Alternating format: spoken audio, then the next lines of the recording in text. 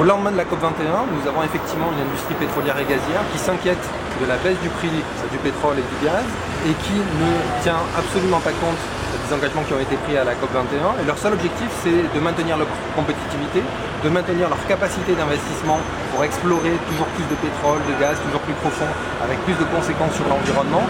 Et ne tiennent pas compte du fait que si on veut vraiment respecter l'objectif des 2 degrés, une majorité de ces réserves d'énergie fossile, de gaz et de pétrole y compris, doivent rester dans le sol et ne doivent pas être exploitées. Et donc du coup, si elles ne doivent pas être exploitées, à quoi bon continuer d'investir plus de 1000 milliards de dollars par an pour explorer et exploiter ces ressources d'énergie fossiles? Il serait beaucoup plus intéressant et opportun d'utiliser ces financements-là pour financer la transition énergétique.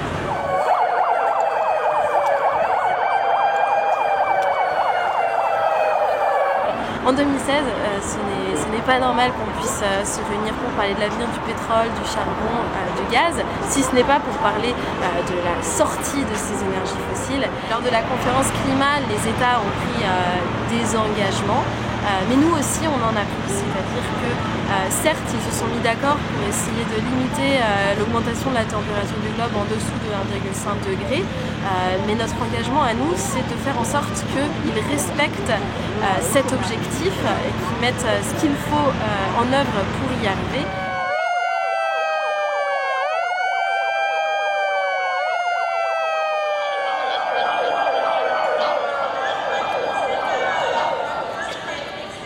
Ce qu'on construit là, c'est un grand mouvement de désobéissance climatique avec une ligne claire, 100% non violente. On est radicaux, déterminés et 100% non violents. Se prépare en mai une vague mondiale d'actions massive et inédite, puisque partout dans le monde, des milliers d'activistes vont bloquer des infrastructures fossiles, bloquer des mines de charbon, bloquer des centrales, etc.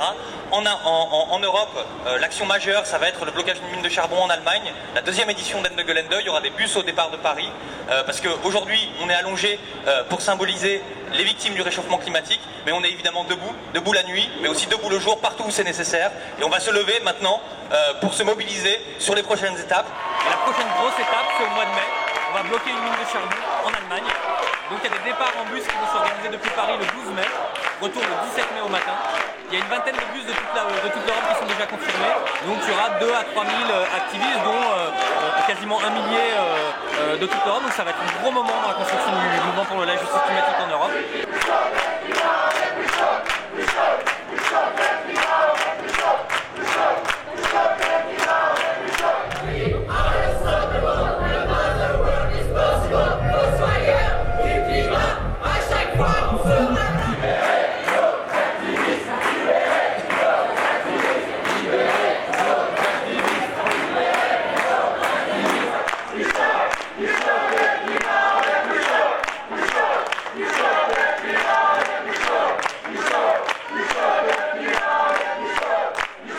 Nous avons matérialisé les lignes rouges à l'intérieur qui symbolisaient vraiment le pas que franchissent les congressistes pour rejoindre le sommet international sur le pétrole, en sachant très bien que la décision qui allait s'y prendre n'était pas du tout en accord avec les principes de l'accord de Paris.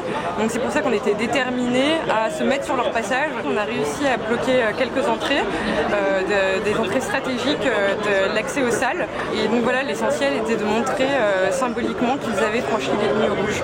Et effectivement, ils ont dû passer au-delà de nos lignes. Donc l'objectif est réussi.